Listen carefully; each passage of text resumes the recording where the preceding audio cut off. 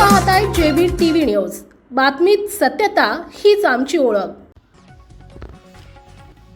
महापालिकेला नवे नेतृत्व. मंत्री गिरीश महाजन यांच्या उपस्थितीत महापौर उपमहापौरांचा पदभार सोहळा.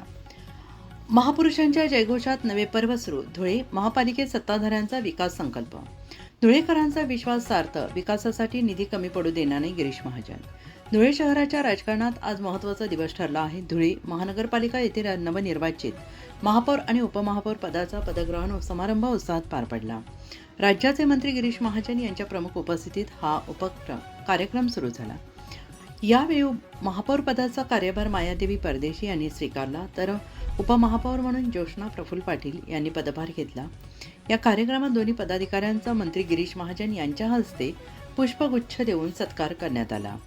सभागृहात कार्यकर्ते आणि नागरिकांची मोठी उपस्थिती होती. समारंभादरम्यान मंत्री महाजन यांनी महापुरुषांच्या जयघोषात सहभागी होत महामानव डॉक्टर बाबासाहेब आंबेडकर यांचा जय जयकार केला. त्यामुळे उपस्थितांकडून टाळ्यांचा कडकडाट झाला. यावेळी बोलताना महाजन यांनी म्हटलं आहे की धुळेकर नागरिकांनी भारतीय जनता पक्षावर विश्वास ठेवत स्पष्ट बहुमत दिलं आहे. शहराच्या सर्वांगीण विकासासाठी आवश्यक निधी उपलब्ध करून देण्यात कोणतीही कमतरता भासू दिली जाणार नाही. पाणीपुरवठा, रस्ते, स्वच्छता आणि पायाभूत सुविधांवर भर देत धुळे शहराला विकासाच्या नव्या उंचीवर नेण्याचा संकल्प त्यांनी व्यक्त केला.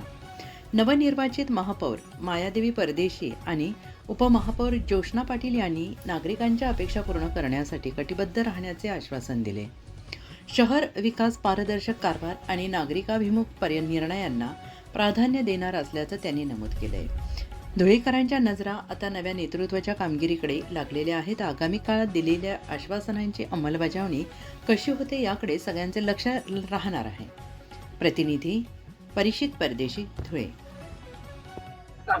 आज धुळे महानगरपालिकेमध्ये आमच्या महापौर या ठिकाणी मायाताई परदेशी आणि जोशनाताई पाटील यांनी महापौर उपमहापौर पदाचा कार्यभार या ठिकाणी आज सांभाळलेला आहे.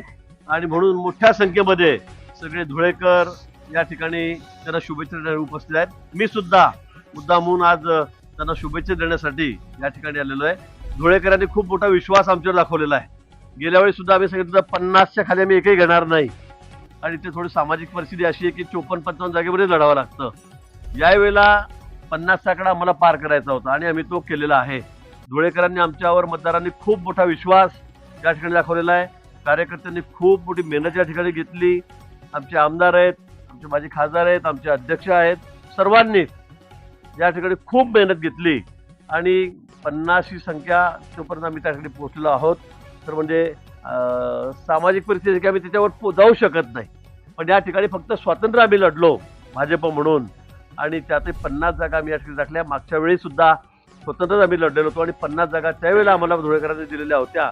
म्हणून मी पुन्हा एकदा सर्व मतदारांचे आभार या ठिकाणी मानतो. आज आम्ही कार्यभार या ठिकाणी हाती घेतलेला आहे. आजपासून कामाला सुरुवात केलेली आहे. सर्व नगरसेवक आमचे 50चे 50 या ठिकाणी हजर आहेत आणि मला निश्चित आशा आहे की येणाऱ्या पुढच्या 5 वर्षामध्ये अतिशय चांगलं काम आम्ही या शहरासाठी करू. मग पाण्याची व्यवस्था असेल, रस्त्यांची असेल, ड्रेनेज असेल, दिवाबत्ती असेल, सगळीच कामं अतिशय चांगल्या पद्धतीने आम्ही या ठिकाणी करू. कुठल्याही निधीची कमतरता या ठिकाणी पडणार नाही, कारण दिल्लीपासून गल्लीपर्यंत ही सत्ता आमचीच आहे.